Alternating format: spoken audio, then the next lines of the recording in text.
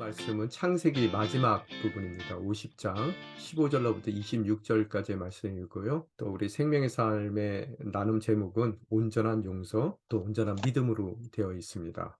함께 오늘 주어진 본문 말씀 읽겠습니다. 요셉의 형제들이 아버지의 죽음을 보고 말했습니다. 혹시 요셉이 우리에게 원한을 품고 우리가 그에게 했던 모든 잘못에 대해 안갚음을 하면 어떻게 하지? 그들이 요셉에게 전가를 보냈습니다. 아우님의 아버지께서 돌아가시기 전에 이런 지시를 하셨습니다. 정말 간절히 부탁한다. 비록 내 형제들이 내게 악을 행했어도 너는 내 형제들의 죄와 허물을 다 용서해 주어라 하고 말입니다. 그러니 아우님, 아버지의 종들, 하나님의 종들이 지은 죄를 제발 용서해 주십시오. 요셉은 이 말을 듣고 울었습니다. 그때 요셉의 형제들이 와서 그의 앞에 엎드리며 말했습니다. 보십시오, 우리는 아우님의 종입니다. 요셉이 형제들에게 말했습니다. 두려워하지 마십시오. 제가 하나님을 대신하겠습니까? 형님들은 저를 해치려고 악을 꾀했지만 하나님은 지금 보시는 것처럼 그것을 선하게 바꾸셔서 오늘날 많은 사람들의 생명을 구하셨습니다. 그러니 두려워하지 마십시오. 제가 형님들과 형님들의 자식들을 기르겠습니다. 요셉은 형제들을 안심시키며 부드럽게 말했습니다. 이렇게 해서 요셉과 그의 아버지의 모든 집안이 이집트에 살았습니다. 요셉은 110세까지 살았습니다. 그는 에브라임의 자손 3대를 보았습니다. 므낫셋의 아들 마길의 자식들도 요셉이 스라에서 컸습니다. 그런 후에 요셉이 그의 형제들에게 말했습니다. 저는 이제 죽지만 하나님께서 분명히 여러분을 돌아보셔서 여러분을 이 땅에서 데리고 나가 아브라함과 이삭과 야곱에게 맹세하신 땅으로 인도하실 것입니다. 요셉은 이스라엘의 자손들에게 맹세시키며 말했습니다. 하나님께서 분명히 여러분을 돌아보실 것입니다. 그러면 여러분은 제 뼈를 이곳에서 갖고 나가 주십시오. 요셉이 110세에 죽었습니다. 그들이 요셉을 향료로 처리해 이집트에서 그를 입관했습니다. 아멘.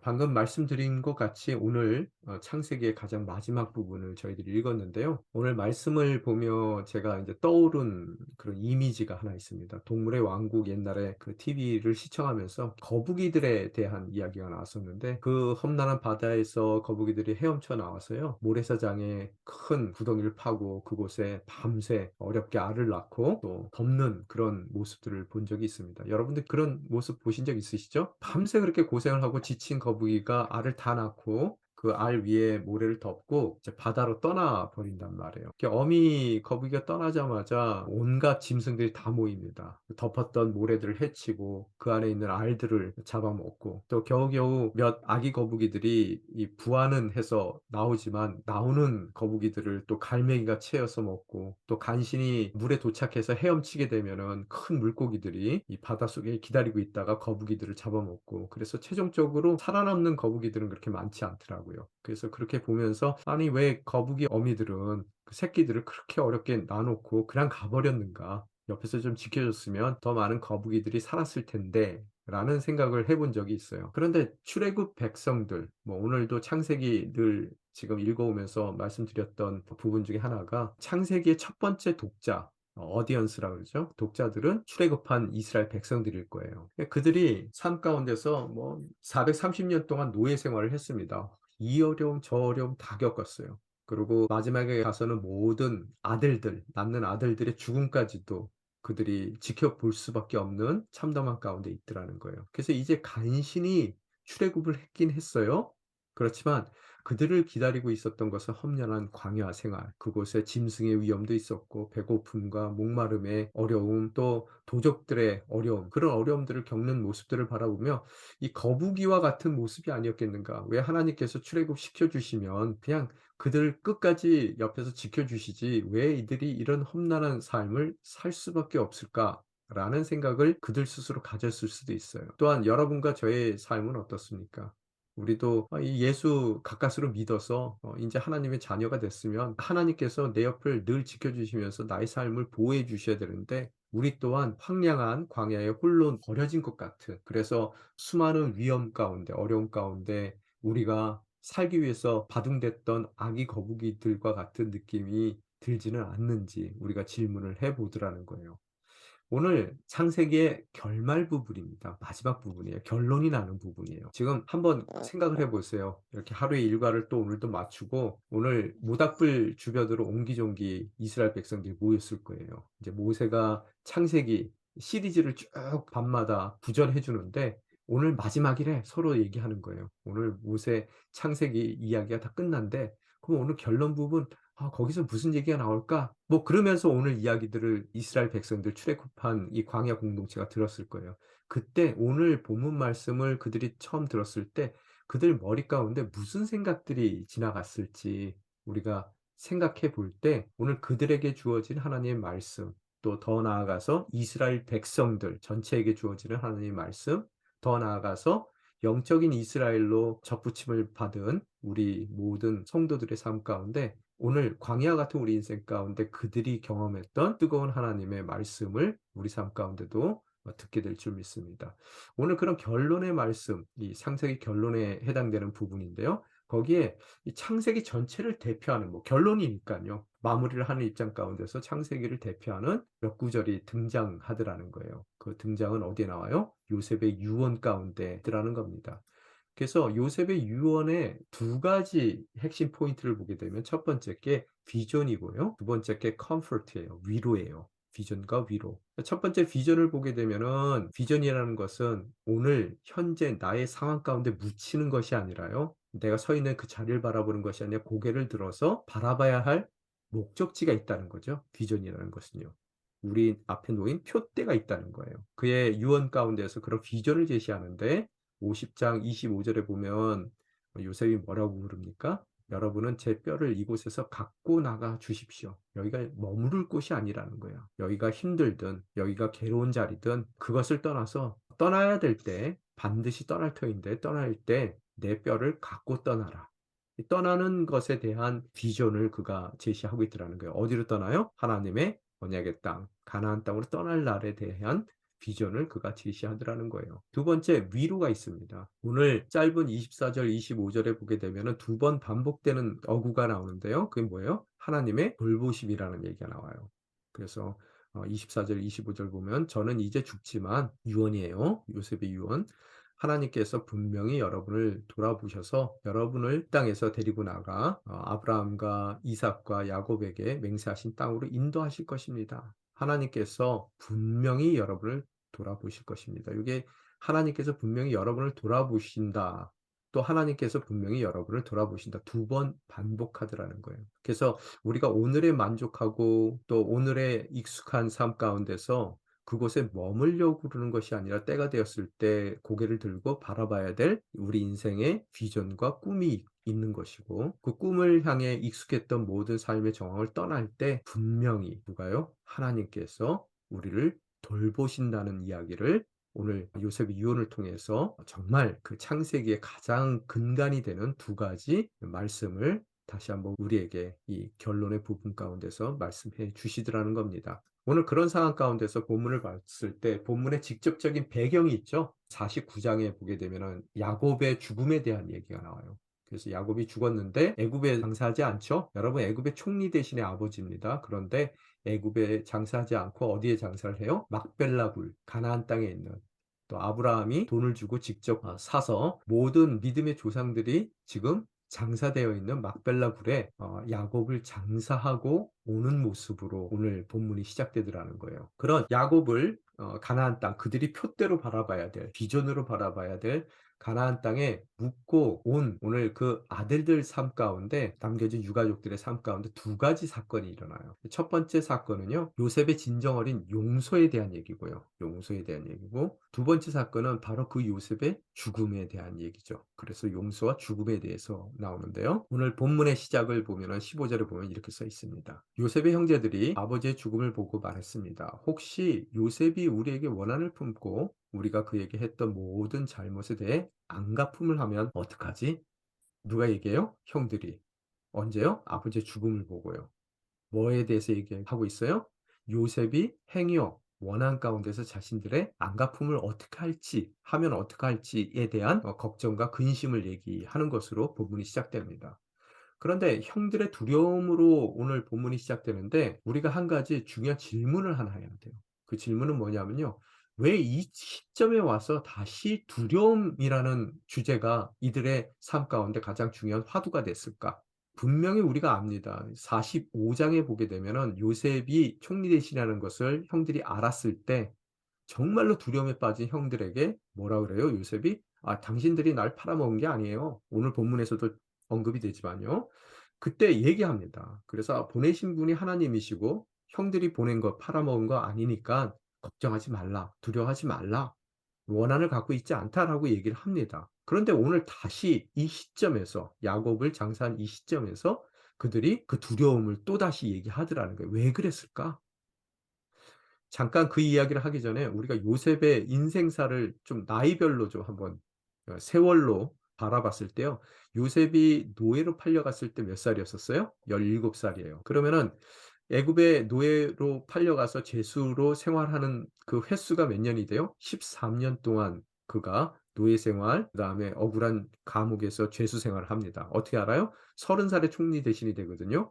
그럼 30 살에서 17살 빼면은 13 년이라는 세월을 노예와 죄수로서 애굽에 생활하죠. 그런데 총리 대신이 된 이후에 그가 하나님께서 주신 꿈같이럼 7 년의 흉년과 7 년의 흉년을 맞이하죠. 그렇지만 형들을 만났을 때의 시기는 흉년이 2년 지났을 때예요. 그러면은 7 년의 풍년과 2 년의 흉년이 있었으니까 9년 이후에요. 총리 대신이 된 9년 이후에 9 년째 되던 해에 그의 나이 총리 대신이 된 이후에 9년 지났으니까 39 살에 형들과 재회하게 되고 모든 가족들을 애굽으로 이주시킵니다. 39 살에. 그러니까 처음에 노예로 팔려갔을 때서부터 온 가족이 애굽으로 이주하는 그 기간은요. 22 년의 세월이 흘렀습니다. 22 년. 머릿속에 담아 두세요. 그런데 오늘 보면은 야곱의 죽음이 바로 직전의 배경이었다 그랬어요. 그 야곱이 147 세에 죽습니다. 그런데 야곱이 언제 그 가족들과 애굽으로 완전히 이주해요? 그가 바로 앞에 섰을 때 그의 나이가 130 세라고 얘기했습니다. 그러면은 이주하기까지는 노예로 팔려가서 이주하기까지는 22년 걸렸는데 이주해서 오늘 사건이 일어나기 바로 직전까지는 147세 죽었으니까 몇 년 차이에요? 이주한 지 17년 만에 지금 이 사건이 일어난다는 거예요. 그래서 처음에 노예로 팔려간 지 22 년, 그 이후에 이주한 이후에 오늘 사건이 일어나기까지는 17 년이라는 세월이 지났어요. 이 머릿속에 좀 담고 갔으면 좋겠어요. 그래야 우리가 의미 있게 본문 말씀을 바라봅니다. 자, 그런데 오늘 왜 이 17 년이 지난 이 시점에 다시 그들이 두려웠냐는 거예요. 벌써 17년 전에 요셉이 총리 대신이라는 거 알았을 때 이미 요셉은 그들을 다 용서해 줬어요. 그런데도 불구하고 17년 잘 살았어요. 흉년이 들었음에도 불구하고 요셉이 얼마나 형들에게 잘했겠어요. 또 총리 대신 제2 인자의 가족입니다. 그러면 아마 이집트에서 가장 호의호식하고요. 호화롭게 살았을 거예요. 모든 것을 누리면요. 그런데 17년 동안 그런 호의호식하고 모든 것을 누리고 살았던 형들이 왜 갑자기 이 순간에 와서 이 시간에 와서 다시 두려움에 대한 얘기를 하냐는 거예요. 여기에 대해서 학자들이 하는 얘기가요. 고대 사회는 어떤 가정이든 복잡하대요. 그 가정사가요. 아내 외에 다른 여인들을 수많은 여인들을 뭐 큰 가정이면 더 큰 집안이면은 집안일수록 더 많은 아내들을 얻어 이 복잡한 가정사를 가졌기 때문에 원한 살 일들이 많았고요. 그렇지만 그 원한 살 일 가운데서도 비록 많은 피맺힌 원한이 있다 하더라도 아버지가 살아있는 한 서로 복수를 할 수는 없대요. 그게 인제 고대 사회라 그러더라고요. 그래서 예로 에서도 야곱에게 복수하기를 원했을 거라는 거예요, 야곱에게요. 그래서 아버지 이삭이 죽기를 기다렸는데 문제는 아버지가 너무 오래 살았어요. 이삭이 몇 살까지 살았어요? 180 세까지 삽니다. 그래서 에서가 야곱에게 복수할 기회를 놓쳤다라고 학자들이 이야기를 하기도 합니다. 근데 오늘 그런 의미 가운데서 만약에 이들의 주장이 맞다면 이 요셉의 형들도 이제 아버지의 죽음 이후에 인제 요셉이 자신들에게 복수할 것이라고 생각했던 최대의 위기의 순간을 17년 만에 다시 맞게 됐다라고 생각할 수 있더라는 거예요. 그죠? 자, 오늘 여기 소제목으로 제가 잃어버린 17 년이라고 그랬어요. 그래서요. 그들이 이주한 이후에 애굽에 이주한 이후에 오늘 사건이 일어나기 전까지는 17 년이라는 세월이 지났다 그랬어요. 오늘 아버지의 그 죽음 이후에 정가를 보내는 형들의 모습이 나옵니다. 16 절에서 17절 말씀 제가 봉독해 올리겠습니다. 그들이 요셉에게 전가를 보냈습니다. 전갈의 내용이 나옵니다. 아우님의 아버지께서 돌아가시기 전에 이런 지시를 하셨습니다. 정말 간절히 부탁한다. 비록 내 형들이 내게 악을 행했어도 너는 내 형제들의 죄와 허물을 다 용서해 주어라 하고 말입니다. 그러니 아우님, 아버지의 종들, 하나님의 종들이 지은 죄를 제발 용서해 주십시오. 오늘 전가를 보냈다고 나와요. 이게 심상치가 않습니다. 오늘 사건의 두 가지 의문을 우리가 이 전갈 내용을 통해서 바라볼 수 있는데요. 첫 번째 우리가 할 수 있는 질문은요. 왜 형들이 직접 요셉에게 이 이야기를 하지 않았을 거냐는 거예요. 왜 전가를 통해서 대리인을 통해서 이 이야기를 요셉에게 전달하느냐는 거예요. 그죠? 직접 얘기해야 될 만큼 중요한 문제인데 왜 전가를 보냈을까? 그만큼 두려움이 컸다는 거예요. 직접 대면하기가 무서웠을 거라는 거예요. 또 두 번째 질문은요. 정말로 야곱이 이런 지시를 했냐는 거예요. "형들 다 못됐다. 못되긴 되게 못됐는데 그러나 내가 죽더라도 너에게 명령을 하는데 형들을 용서하라."라고 야곱이 정말로 지시한 적이 있냐는 거예요, 이들이 얘기하는 것 같이. 여러분 이렇게 중요한 얘기라면은 야곱이 유언했을 때 그 유언 가운데 이게 틀림없이 기록이 돼 있었어야 돼요. 그죠? 그런데 지금 기록이 성경에 보더라도 없어요. 그리고 왜 직접 그 얘기를 안 하고 다른 대리인들을 통해서 형들이 물어보고 있느냐는 거예요. 이 두 가지 사건을 통해서요. 오늘 이들이 살았던 17 년이 어떤 세월이었는지를 우리가 대충 짐작을 해 나아갈 수가 있더라는 겁니다. 자, 오늘 형들의 두려움과 요셉의 반응을 좀 볼 텐데요. 자, 그런 형들이 극도로 두려움 가운데 빠져 있는데 그런 두려운 모습을 바라보는 요셉의 반응이 뭐냐는 거예요. 그 전갈, 자기네들이 직접 나타내지도 못하고 그 전갈을 보냈던 형들의 두려움을 바라본 요셉의 반응은 17 절에 보니까 뭐라고 써 있어요. "요셉은 이 말을 듣고 울었습니다." 이렇게 써 있어요. 뭔 우는 것까지 성경에서 기록을 해. 우리가 그렇게 생각할 수 있어요. 그죠? 왜 울었어요? 이게 중요해요. 오늘 핵심 포인트입니다. 이 울음이라는 모티브를 통해서 우리에게 그려주고자 하는 그림이 있는 거예요. 그래서 성경은 그 요셉의 울음을 기록까지 하고 있어요. 그냥 넘겨도 될 만한 사건일 텐데요. 그러면은 이 울음, 요셉의 울음의 이유가 뭘까? 우리가 '왜 그는 울었을까?' 그래서 성경은 그 울음까지도 기록을 할까? 우리가 그 질문에 여러 가지 주장들이 있는데요. 크게 두 가지 주장이 있어요. 첫 번째 주장은 뭐냐면요. 형들의 거짓말 때문에 울었다는 거예요. 학자들의 말에 의하면요. 아버지 야곱이 이런 말 한 적이 없어요. 이전에 어느 성경을 보더라도 야곱이 "형들 못됐지만 내가 죽더라도 그들을 용속해야 된다."라고 명령한 말이 안 나옵니다, 기록이. 그러면 안 했다는 얘기일 가능성이 많아요. 그런데 왜 해요? 형들이 자신들의 목숨을 부지하기 위해서 가짜로 아버지의 유언을 지어내더라는 거예요. 그런 거짓말하는 형들의 모습을 보며 안타까워 요셉이 울었다. 뭐 이렇게 얘기들을 합니다. 이게 첫 번째 주장이고요. 그런데 더 깊은 내용이 있을 것 같아요. 한 발 더 들어가서 더 깊은 내면의 문제가 있는데 그건 두 번째 이유인 것 같아요. 제가 이렇게 써 놨는데요. 함께 살고는 있지만 형들이 그 요셉과 함께 살고는 있지만 함께 살고 있지 않은 형들 때문에 좀 말이 좀 이상한데요. 그가 울었다. 요셉이 울었다 할 수 있어요. 이 얘기는 뭐냐면요. 한 시대를 살고 있었어요, 형제들은요. 요셉과 함께. 아마 매일매일 동일한 날들을 살았을 거고요. 또 한 장소에 한 집에 모여서 같이 살았을 수도 있어요. 그리고 매일 한솥밥을 먹었을 수도 있거든요. 그렇지만 함께 살고 있었지만 전혀 다른 날들을 정말로 다른 상이한 날들을 요셉과는 다른 날들을 형들이 살고 있었다는 이야기예요. 이게 무슨 얘기인지 조금 더 살펴보기를 원하는데요. 우리가 주어진 24 시간을 산다고 모든 사람들 살고 있는 사람들에게는 24 시간이 주어졌죠, 하루에요. 그런데 그 24 시간이 동일하지는 않죠. 이 시간이 절대적이라고 생각하는데요, 많이들. 시간이 절대로 절대적이지는 않습니다. 우리 예를 들어서요. 여러분 좋아하는 사람하고 만나면은 뭐 한 5 시간 있더라도 금방 시간이 지나가요. 한 5분 지나간 것 같아요. 그죠? 그런데 정말로 싫은 사람하고 있으면은 뭐 5 분만 지나가도 한 대여섯 시간 지금 아직 있는 것 같아요. 이 시간이라는 게 절대적인 거로 보이지만 매우 상대적이라는 거예요. 그죠? 그런데 오늘 동일한 날이 주어졌어요. 근데 그 날에 함께 같은 공간 가운데 있고 같은 밥을 먹고 동시대를 살아가도 너무나 다른 시간을 살고 있는 형제들의 모습을 바라본단 말이에요. 함께 한 날을 살고 있어요. 그죠? 허락된 한 날 24 시간을 살고 있는데 요셉은요. 오늘을 살고 있었어요. 오늘을.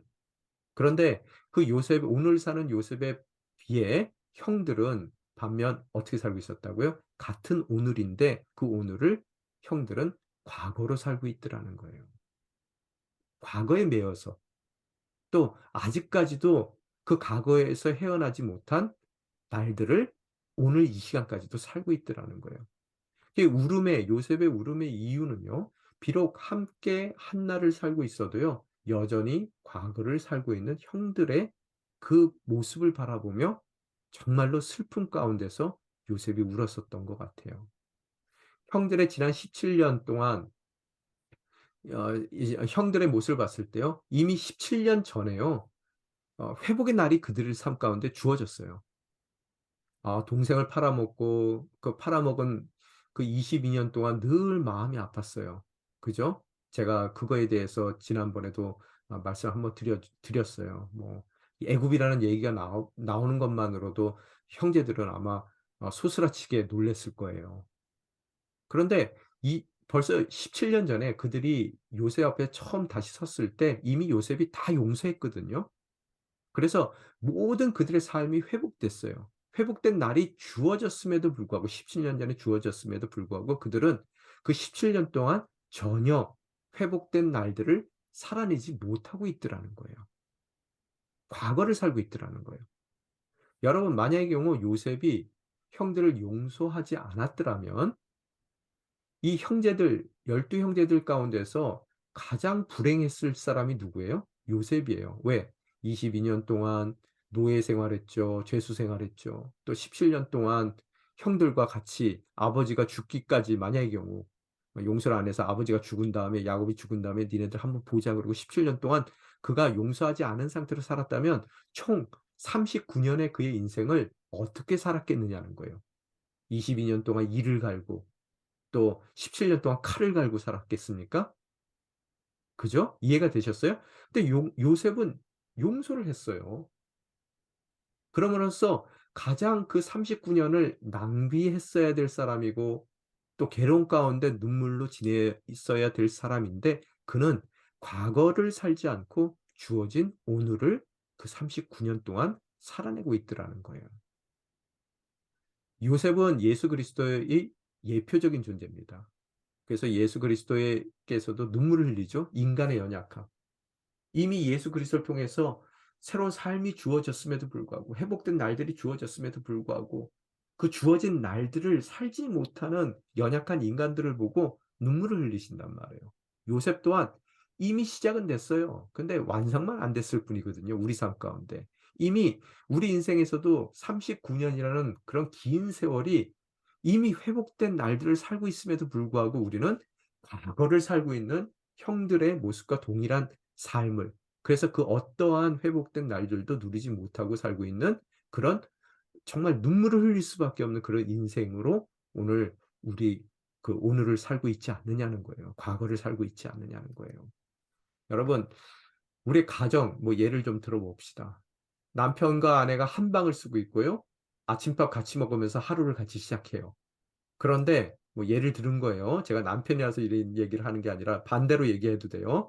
남편은 오늘을 살고 있지만 아내는 아직까지도 여전히 과거에 머물러 살고 있느냐는 거예요. 반대로 아내는 오늘 살고 있지만 그 남편은 아직도 과거에 머물러 살고 있느냐는 거예요. 이미 화해됐는데. 또 교회의 모습을 볼 때 한 예배에 참여하고 또 한 주일을 섬기고 또 한 주님을 섬기는데요. 그런 상황 가운데서 어떤 이들은 오늘을 살고 있고요.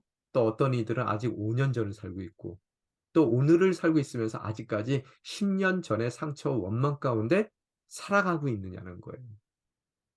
그죠? 오늘 이 야곱의 가정의 가장 중요한 문제는요. 함께 그 하루를 주어진 하루를 살고는 있는데요. 같은 시간을 살고 있지 않더라는 거예요. 오늘 이 창세기 결론의 부분 가운데서 표대를 바라봐야 돼요. 앞에 놓인 것. 그거 비전과 꿈을 향해 그들이 인제 나아가야 되거든요, 발걸음을요. 그 나가는 발걸음 가운데 하나님께서 그들의 삶을 돌봐 주실 거예요, 분명히. 그런데 중요한 것은 오늘 이 하루서부터 이미 회복된 날들이 그들 삶 가운데 주어졌기에 그 어떠한 현장 가운데서도 오늘을 누리며 살아가야 된다는 것을 오늘 모세의 입술을 통해서 이 광야 백성들은 다시 한번 그 마음 가운데 깨닫게 되더라는 거예요. 그죠? 자, 넘어갑니다. 그래서 오늘 보면은 요셉의 날들과 형들의 날들을 좀 다시 비교하면요. 요셉은 오늘을 살던 사람이에요. 이미 45 장에 다 용서했어요. 이전에 하나님 하신 일이라고 철저하게 믿어요. 그렇기 때문에 용서가 다 됐다는 거예요. 그래서 그는 과거에 살지 않습니다. 그죠? 또한 그는 오늘을 살 뿐만 아니라 그 오늘을 통해 준비해야 될 미래를 바라보며 살더라는 거예요. 앞에 놓인 표대를 진정으로 바라보며 살더라는 거예요.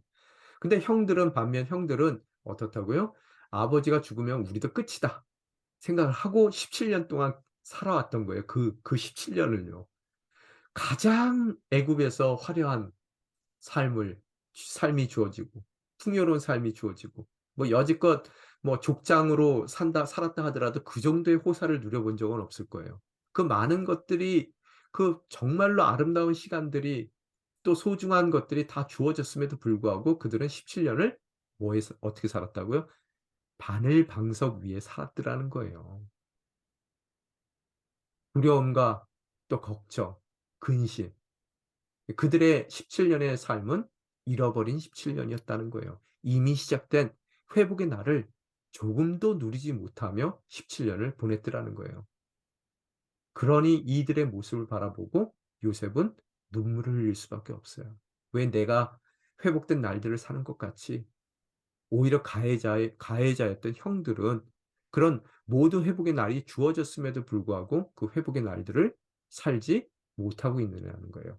그렇다면은 요셉이 형들과 다른 날들 이 풍성함을 살았던 비결이 무언가 우리는 물어야 된단 말이에요. 그래야 우리도 잃어버린 17 년이 아니라 온전한 회복된 모든 것을 누릴 수 있는 17 년을 살 수 있는데요. 뭐예요? 바로 용서라는 거예요, 용서. 그죠? 그래서 그 용서를 통해서 요셉은 회복된 날들, 바로 오늘을 살았고요. 또 그 오늘을 통해서 미래를 예비하는 그런 삶을 살고 있더라는 거예요. 형들은 이미 모든 것이 다 주어졌음에도 불구하고 전혀 그 주어진 것들이 그 삶 가운데 실현되지 못하는 영어로 표현하면 not realized 전혀 주어졌음에도 불구하고 누리지 못하는 삶을 살았기에 바로 그 형들의 모습을 바라보며 요셉은 눈물을 흘리더라는 겁니다. 그죠? 자, 그러면은 그런 의미 가운데서 용서는 뭐냐? 저의 definition입니다. 저의 definition인데 두 가지. 용서는 오늘을 사는 것 같이 사는 삶의 태도다. 여러분, 오늘 24 시간을 살더라도 어떤 이들은 동일하게 산다 그러지 않았죠? 어떤 이들은 죽지 못해 살아요. 할 수 없어 사는 사람도 있고요. 또 그냥 이럭저럭 사는 사람이 있어요. 그런데 용서라는 것은요. 그런 오늘을 사는 것 같이 살게 해 주는 삶의 태도일 줄 믿습니다. 또 두 번째 용서의 definition 저의 definition은요. 또한 용서는요. 능력이에요. 어떤 능력이에요?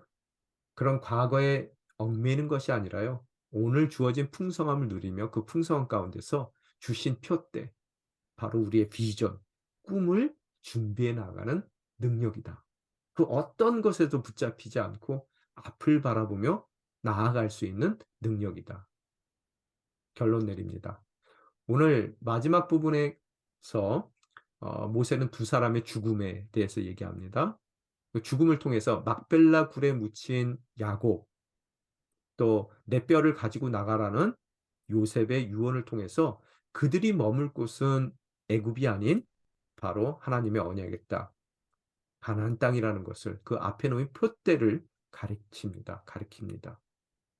또 두 번째, 그런 표대를 향해 나아가는 그들의 발걸음 가운데 분명히 하나님께서 그들을 돌보실 것이라는 위로와 권면의 말씀을 주셨습니다. 또한 그 상황 가운데서 이미 시작된 천국, 그죠? 이미 회복된 날들을 살아가는 그들이 진정 사는 것 같이 사는 하루를, 그들의 오늘을 살아내기 위해서 용서가 필요한 거고요. 그런 삶의 태도가 필요한 거고요. 또한 허락하실 그런 가나안 땅에서의 풍성함을 누려나가기 위한 그 미래를 준비하는 능력으로 서로가 용서해야 될 부분들이 있다면 철저히 용서하는 것으로써 이미 시작된 그들의 회복된 날들을 하나도 낭비하지 않고 온전히 살아내는 그런 광야 공동체가 되기를 원하는 모세의 메시지가 담겨 있더라는 거예요. 자, 오늘 우리도 우리 인생 가운데 여러분의 삶이 불편하든 또 여러분과 저의 삶이 정말로 안락하고 편안해서 떠나기 싫든 우리가 바라봐야 될 것은 여기가 아닌 우리 삶 가운데 허락된 하나님의 비전의 땅, 하나님의 꿈의 땅, 언약의 성취, 우리의 가나안 땅을 바라봐야 되는 것이고, 또 그곳을 향해 발걸음을 옮겨갈 때 분명히 하나님께서 우리를 돌보아 주신다는 것을 마음 가운데 새기고, 또 그 과정 가운데 공동체로 움직이기에 항상 서로 어려운 일들이 있을 수밖에 없지만 오늘을 오늘답게 또 사는 것 같이 살아가고, 또 주어진 모든 풍성함을, 회복된 날들을 하나도 놓치지 않고 누리며 나아가는 삶의 태도를 갖기 위해 용서해야 되는 것이고, 또 그런 하루를 통해서 우리가 허락하실 성취의 날에 모든 주님이 원하시는 영광을 잘 준비해 나갈 수 있는 준비의 능력으로 용서하는 삶을 살아갈 때 멋진 주님의 열매를 맺는 아름다운 광야 공동체가 될 줄 믿습니다. 그런 공동체로 나아가는 우리 가족들 모두 되기를 주님의 이름으로 축원합니다. 기도하겠습니다.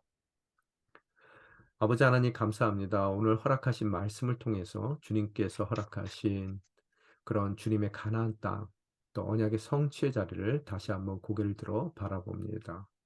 그 성취의 땅을 향해, 또 언약의 땅을 향해 옮겨가는 우리의 발걸음 가운데 주님께서 저희와 틀림없이 동행해 주실 것이며 분명히 우리의 삶을 돌봐주시는 주님이심을 깨닫습니다. 또한 우리 인생 가운데 죄인들이 모였기에 서로 상처 줄 수밖에 없고, 또 어려움을 가질 수밖에 없는 가정 가운데 있고, 교회 가운데 있고, 또 세상 가운데 있습니다. 그러나 그런 어려운 힘든 상황 가운데서도 오늘을 오늘과 같이 또 사는 것 같이 살아내는, 또 회복된 날들을 살아내는 삶의 태도가 용서일 줄 믿습니다. 또한 그 용서를 통해서 주님께서 허락하신 미래를 준비할 수 있는 그런 모든 우리의 발목을 잡았던 과거로부터 자유케 하는 주님의 능력을 경험하게 될 줄 믿습니다. 오늘 이 시간 우리 인생 가운데 용서를 통해서 회복된 날들을 살아가고, 그 회복된 날들이 성취되는 그런 놀라운 주님의 은혜의 대상이 될 수 있게 도와주시옵소서. 이 모든 말씀 우리 주 예수 그리스도의 이름으로 간절히